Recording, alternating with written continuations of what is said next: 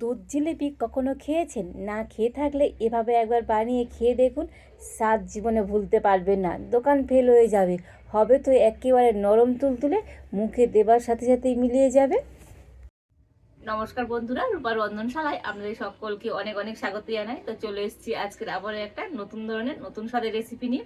তো আজকের আমি বানাবো দুধ জিলিপি। তো জিলিপি তো আপনারা অনেক খেয়েছেন, তবে কখনো কি দুধ জিলিপি খেয়ে দেখেছেন? এভাবে বানিয়ে দেখুন, দোকান ফেল হয়ে যাবে, খেতে এতটাই সুন্দর হয়।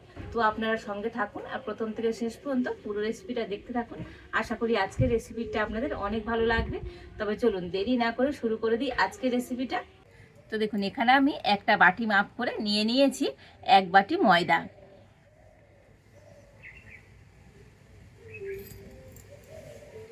তো ময়দার মধ্যে দিয়ে দেব এই চামচের 4 চামচ সুজি।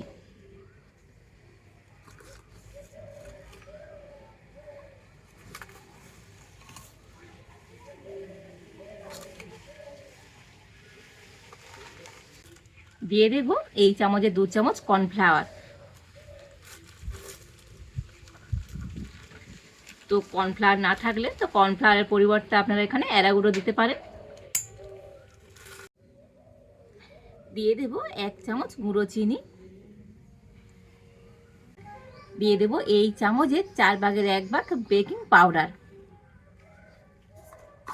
আর তারও অর্ধেক দিয়ে দিচ্ছি বেকিং সোডা, মানে 1 চিমটির মতো আমি এখানে বেকিং সোডা দিয়ে দিচ্ছি। একটু টেস্টের জন্য দিয়ে দিচ্ছি 1 চামচ গুঁড়ো দুধ। এবারে আমি শুকনো উপকরণগুলো একটু মিশিয়ে নেব।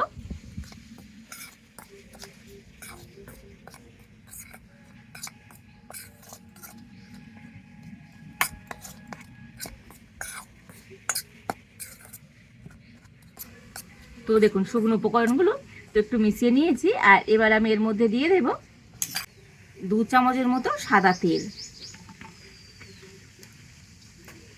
তো তেলের পরিবর্তে এখানে আপনারা ঘিও দিতে পারেন। আর এবার আমি হাত দিয়ে একটু ভালো করে মিশিয়ে নেব।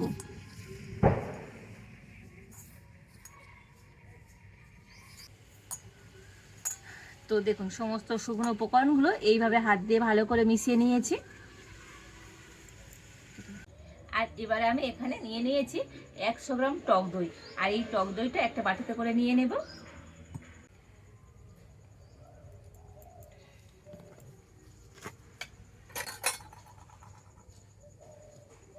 তো টক দইয়ের মধ্যে অল্প একটু লবণ দিয়ে দিচ্ছি।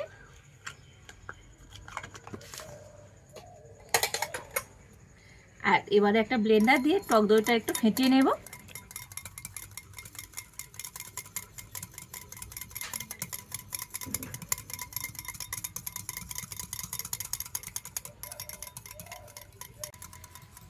তো দেখুন, টক দইটা কিন্তু একটু ভালো করে ফেটিয়ে নিয়েছি। তো এইভাবে করে ফেটিয়ে নিতে হবে। আর এবারে আমি এই ময়দাটা এই টক দই দিয়ে মেখে নেব। তবে একেবারে সম্পূর্ণ টক দইটা দিচ্ছি না, অল্প অল্প করে দেব। আর এটাকে মেখে নিতে হবে।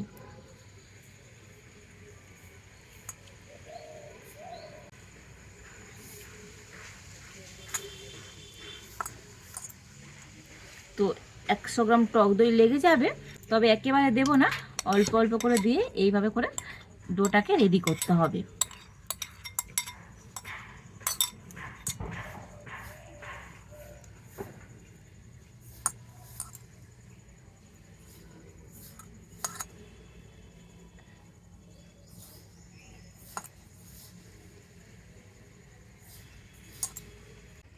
তবে এর মধ্যে কিন্তু কোনো রকম জল দেওয়া যাবে না, এই টক দই দিয়েই কিন্তু মেখে নিতে হবে।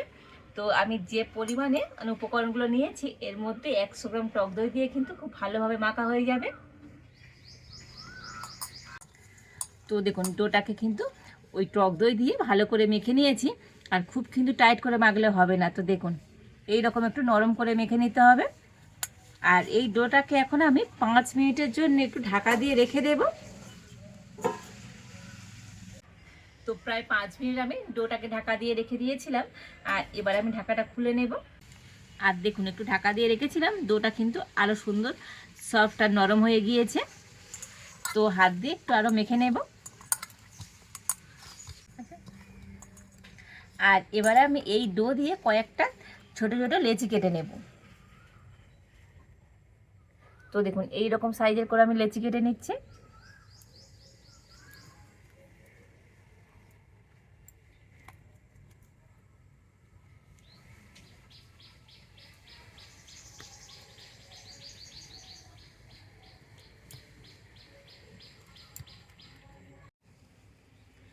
তো দেখুন এই সব কটা লেচি আমি কেটে নিয়েছি।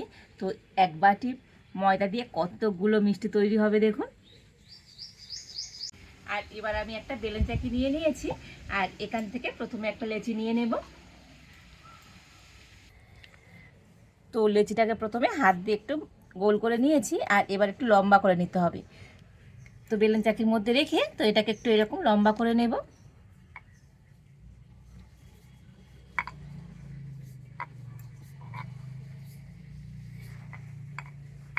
তো দেখুন এইভাবে লম্বা করে নিয়েছি।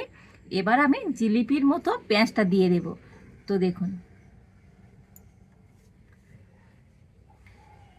একেবারে সহজ একটা পদ্ধতি। আর এবার আমি এই সাইডটাকে একটুখানি জল দিয়ে দেব, অল্প একটু জল দিয়ে, আর এর সাথে এরকম মুড়ে দেব। তো জল দিয়ে একটু মুড়ে নিতে হবে, এতে করে কিন্তু মোড়াটা আর খুলে যাবে না।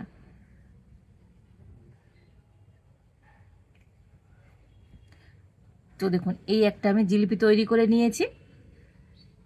আমি এই রকম সাইজে করে জিলিপিটা তৈরি করে নিয়েছি। তো আপনারা ছোট বড় আপনাদের পছন্দ মতো করে কিন্তু জিলিপিগুলো তৈরি করে নিতে পারবেন।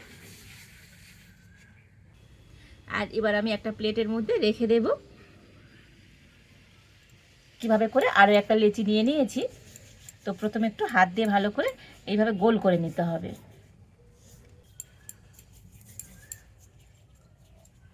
আর এবার আমি এটাকে বেলুন চাকির মধ্যে রেখে লম্বা করে নেব।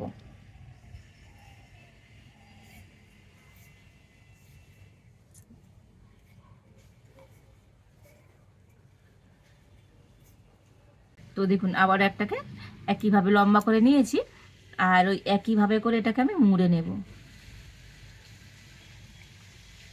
মানে জিলিপির যেমন পেঁয়াজ দেওয়া হয় ঠিক সেইভাবে এরকমভাবে পেঁয়াজ দিয়ে দিতে হবে। আর একইভাবে সাইডটা আমি জল দিয়ে মুড়ে নেব।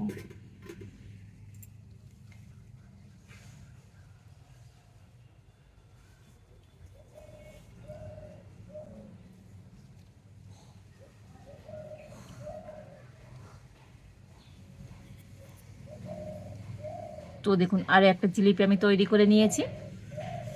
তো আমি একটু ছোটো ছোটো সাইজের করছি, দেখতে ভালো লাগবে। তবে এগুলো কিন্তু ভাজার পরে আরও কিন্তু একটু ফুলে যাবে। তো একইভাবে আমি প্লেটের মধ্যে রেখে দেব। তো আরও একটা জিলিপি তৈরি করে আপনাদের দেখিয়ে দিই।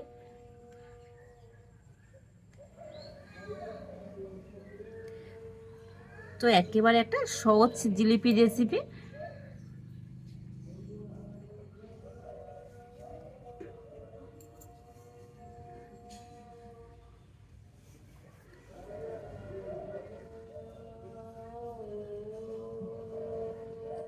তো দেখুন দেখতে কত সুন্দর হচ্ছে দেখুন জিলিপিগুলো।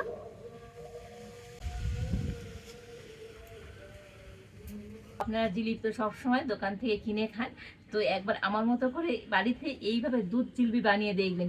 এর স্বাদ তো একেবারেই অন্যরকম। এভাবে একবার বানিয়ে খেলে তো দোকান থেকে জিলিপি কিনে খাওয়ার কথা ভুলেই যাবেন। আর এইভাবে করে এখন সমস্ত জিলিপিগুলো আমি তৈরি করে নেব।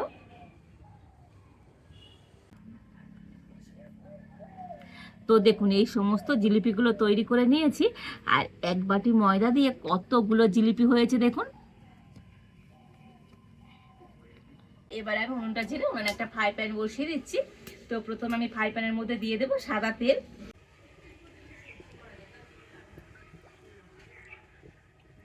তো তেলটাকে একটু গরম করে নিয়েছি, তবে খুব বেশি কিন্তু গরম করে নেওয়া যাবে না, মিডিয়াম গরম করে। আর সেই তেলের মধ্যে আমি জিলিপিগুলো ভেজে নেব।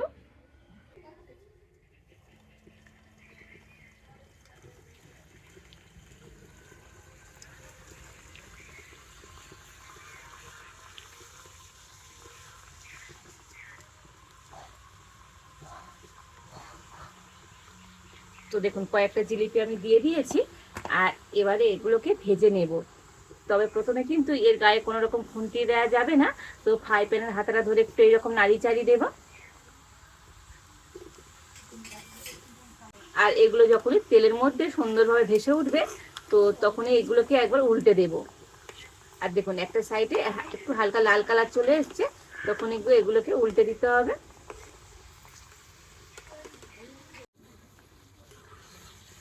তো একটু হালকা জাল দিয়ে তো উল্টে পাল্টে আমি এই জিলিপিগুলোকে সুন্দর করে ভেজে নিয়েছি। তবে এর বেশি আমি আর লাল করে ভাজবো না। তো এবারে আমি এই জিলিপিগুলোকে তেলের মধ্যে থেকে তুলে নেব। আর দেখুন জিলিপিগুলো ফুলে কতখানি করে হয়েছে, দেখতে কত সুন্দর লাগছে দেখুন আজকের এই জিলিপিগুলো।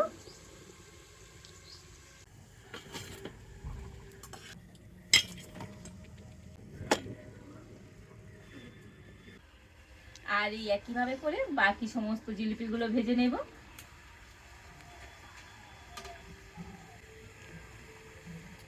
তো দেখুন সমস্ত জিলিপিগুলো সুন্দর করে ভেজে নিয়েছি। আর এবার আমি এই ফ্রাই প্যানের মধ্যে দিয়ে দেব দুধ। তো এখানে আমি 500 গরুর দুধ নিয়েছি। আর দুধটা আগে থেকে জাল দিয়ে আমি একটু কমিয়ে রেখেছিলাম, মানে একটু ঘন করে নিয়েছিলাম। আর এই দুধটা এখন আমি ফ্রাই প্যানের মধ্যে দিয়ে দেব।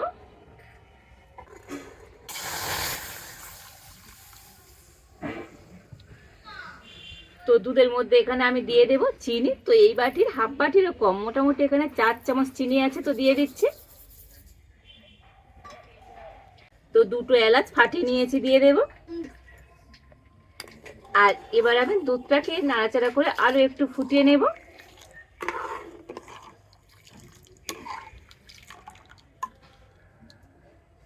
ফুটিয়ে একটু ঘন করে নিয়েছি, তবে একেবারে খুব বেশি ঘন করলে হবে না। আর এবারে আমি এই দুধের মধ্যে ভেজে রাখা জিলিপিগুলো দিয়ে দেব।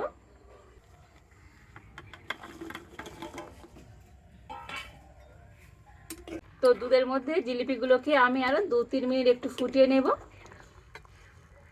এতে করে তো জিলিপির মধ্যে দুধটা কিন্তু খুব ভালোভাবে ঢুকে যাবে। তো দেখুন দুধের মধ্যে তো জিলিপিগুলোকে আমি 3-4 মিনিট একটু ভালো করে ফুটিয়ে নিয়েছি।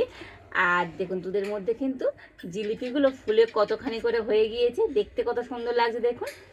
আর এবার আমি জিলিপিগুলোকে নামিয়ে নেব। আর এবার আমি একটা প্লেটের মধ্যে করে নিয়ে নেব।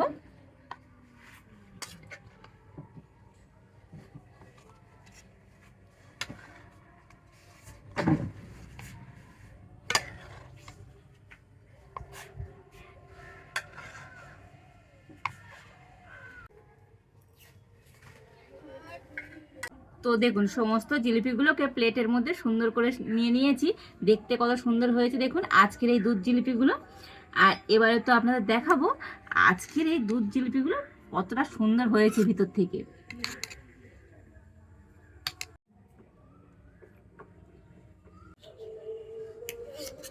তো দেখুন জিলিপিগুলো হয়েছে তো একেবারে নরম তুলতুলে, মুখে দিলেই তো মিলিয়ে যাবে, অসম্ভব সুন্দর হয়েছে।